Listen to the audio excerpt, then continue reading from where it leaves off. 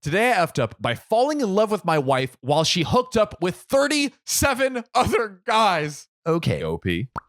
This is OKOP. I'm Samuel Donner. And I'm John Frye. And we tell the funniest stories on the internet. Okay, Sam, I have a question for you. Give me that question. First question, do you have many cousins or extended family beyond your like core family unit? Oh, yeah. I have a crap ton of cousins. Lots of cousins. So my dad is one of 10, and basically all of his brothers and sisters have children. And so our family gatherings are like, we have like 100 people. And that's just my dad's family. I also have a family in Australia too. That's incredible and not what I was expecting. Follow-up question, is there like an average age of when your cousins get married, or is everyone like too young still? Or I mean, we have like tiers of cousins. Okay. So we have like first tier that are kind of all married. They're a few years older than me. Then we have my tier that is one of my cousins just got engaged. She's my age. Okay. And then we have a lower tier that's like all my sister's age. And then we have a tier below that. And then I think I like a tier below that, but I don't really know all those cousins. So let's say like your age and up. What's like the average age of getting married? I'd say probably like 27. 27? Maybe 26. 26? Yeah, somewhere around there. I would venture to range in my family. It is about 20. What? Or 21. 20. Yeah. 20. Yeah. All of my cousins, at least on my dad's side, I believe were married by like 19, 20, 21, 22, in that like plus or minus 28, 20, that 21 feels age so range. early. I mean, I think it makes sense for non-city folk. I feel like the people that I know that are in more country-ish places getting married before 20, and then the people that I know that are in the city are not getting married until like after 30. Yeah. So like and it's also hilarious because my dad's siblings also all got married around the same time, and then he got married at 30, and I will probably end up in a similar scenario. But it's just always curious to me how culture dictates, or just in general, what ages people get married at and what age they feel pressured to be married at. I mean, I think for like men, it's like you should get married at 30. Like that. I feel like 30 is a really good number. Yeah. Personally. Yeah. That feels like a good number. You live out your 20s, you have a chance to build up your career, and then you can, destroy it. Take the lead. With marriage.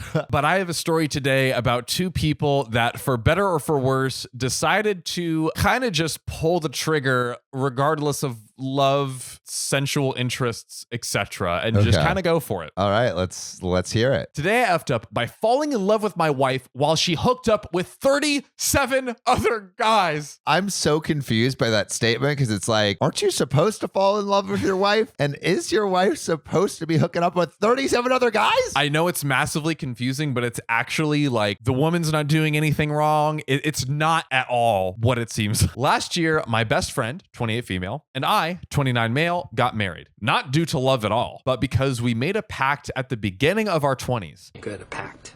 A pact. That if we approached the age of 30 and neither of us had found love in our lives, that we would marry each other. Now, just to pause real quick, I know I said the age of 30, but like, I don't think I'd ever make a love pact with a friend. Make a love pact. Especially as a guy, I have no biological clock. So, dude, like, I don't know. Guys, if you got money, you can pull into your 50s or 60s, bro. It's kind of nuts. It's kind of intended. Because that's what you need to make a baby. Now, this felt like a joke at the time because the two of us were 100% convinced we would have our soulmates by now, like everyone else in our social circle. So it seems like everyone else in their group has someone and they're just like feeling super pressured, which again, I feel bad, but also like, come on, guys. Watching all of our friends getting married and having kids eventually made us go, so about that pact. So are they going to have kids? Like, what's the deal? Well, we will see. No spoilers, Samuel. There's no spoilers! Okay, let's hear it. Cue the wedding. It was surprisingly easy to sell our random relationship to the people in our lives because most of them actually just assumed we were dating anyways. I mean, how could a single guy and a single girl just be good friends? How? Impossible. Impossible. There have been many a movie proving that it is impossible. The first few months of married life were awkward but fun. Awkward in a sense that we were still figuring out the rules of our strange relationship, especially in regards to boom getting frisky. Are we getting frisky or are we not getting frisky? And if we are, do we ever call it Making romance, or is it just a beat in the sheet? And so it went on and on and on. But like I said, it was still fun. We enjoyed the process, even the failures, such as getting frisky. Speaking of which, that did not work for her, getting frisky. She struggled to not see me as her longtime friend as we attempted to get it on. Awkward. I wonder how that that actually like worked out. It's like, I just don't think you're attractive. Well, here's how it played out. She would literally cover her face while we were getting frisky because of how awkward it was for her to look at me during it. Kind of feel bad for the guy. That's not what you want, I would say. That is awful. It's like almost worse than putting a bag on someone's head. Not gonna lie, it stung a bit. I can't even look at you. Can't even fathom the sight of your freaking face. Oh no, sad. OP. I think that's a little bit much, but yeah, my opinion. But we were still able to laugh it off. We agreed to stop getting frisky with each other and decided it was best to just see other people. Fast forward to 2022. Valentine's Day is approaching. My first Valentine's Day as a married man. A married man who's come to realize he has fallen deeply in love with his best friend and now wife. Oh no. Rut-row. Oh no. A wife who has been with 37 people in the first year of our marriage. That's a lot. I will reserve judgment, I mean, that's one a week. Are you really cycling through dudes that quick? Hey, to each their own. That's crazy. I'm just thinking like logistically, you have to go out every night. Are they not spending any couples nights in? Or not every night, but at least every week. Who knows? It sounds like she's probably got some sort of system in place, I would imagine. 2 of those people were actually mutual friends of ours. 5 of them were regulars. One of those regulars still needs to return my Ghost of Tsushima video game, which he borrowed after sleeping with my wife on my effing birthday. Not cool, bro. I don't know if this is healthy for OP. This is not a good situation. No, I have been with one person outside of our marriage and one time only with that person. Being with random people just isn't really for me. Wife or no wife, especially not when I have feelings for someone specific. I'm not trying to compare body counts. I'm not trying to shame my wife because she's done nothing we didn't agree about beforehand. That is true. Like you cannot falter You for can't it. falter. She's literally she's doing abiding by the rules. within the boundaries they had discussed about, right? All that being said, I'm stuck between a rock and a hard place. I can tell by the way my wife looks at me, I am not her Romeo. I'm the close friend that she can share the details of her love life with, among other things. I feel so sad for OP. It's really sad. If I decide to express my feelings now, I feel like nothing good will come of it. So on Valentine's Day, I plan to play my part and get my wife a cute card and some flowers before I leave her to be with guy number 38. Oh no. She showed me his Instagram. He's a surfer with a freaking shark bite on his body. Oh no.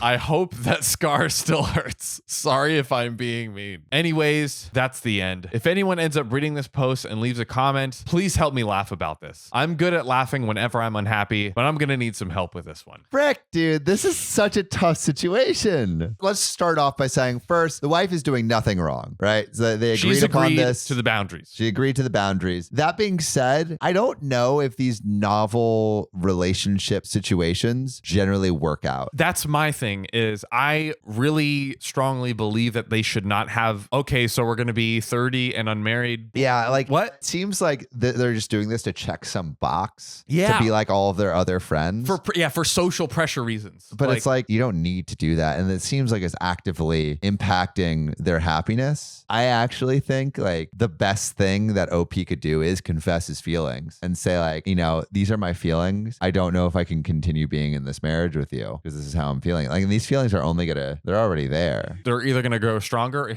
or he's going to grow massive resentment. And it's like, exactly. And you can already feel that resentment growing by how he's talking about the shark bite. Exactly. Man. He's trying to like not diss her, but he low-key is dissing. Yeah. And you can see that he has a lot of self-control. Like he's trying. Yeah. But you can only try so much. I would say tell her how you feel, and depending on how that conversation goes, end the marriage. And also like think about if he put the time and energy that they did to figure out this like relationship. What if he had put that time into figuring out like, okay, how can I be okay with being unmarried? You know what I mean? Or like, I have this belief about relationships is like a relationship is 30% being with the right person, but 70% just choosing to be with that person. Yeah. The depth of a relationship is kind of up to just both parties diving in deep together. It's not really about finding the perfect person. It's about finding someone who you can grow with in a fun and interesting way. There's so much more to a relationship than love, because there's lots of relationships where two people love each other, but there's circumstances, whatever, it's not good for them to be together. You know what I mean? So that is by far not the only consideration. No. And obviously it's an important one that you want. Of course. I think like arranged marriages are a great example of like, there doesn't need to necessarily be some great spark at the beginning, but a lot of arranged marriages, if you look at them like 10 years down the road, these people love each other. Yeah. But they grew to love each other. And I think that's something that, like, you know, in our dating culture, especially in the US, you have such opportunity and such a plethora of options that I think people struggle to pick a person because there's always going to be some other person around the corner that's slightly better in one area. And it makes it really hard to, you know, just choose and stick with a relationship and really dive deep. And I think the beauty of a relationship is in that deepness, not in the physical or intellectual attributes that just come from the surface, just from, you know, maybe a month of knowing someone. So to OP, I would say, like, try to dive deep with someone. Man, we really dove deep here today. I love this discussion. But if you want more discussions like this, you know what you can slap around and make your own? 37 times. 37 times. Hit that subscribe button on repeat. Bang it all day, bang it all night. Also, if you want a side hoe, go on TikTok or Spotify. And if you really want to get married, support us on Patreon. That's right. Commit to us like Amanda, Will Combs, Connor Van Buren, Keegan Simmons, and Kathy Quigley. See you soon.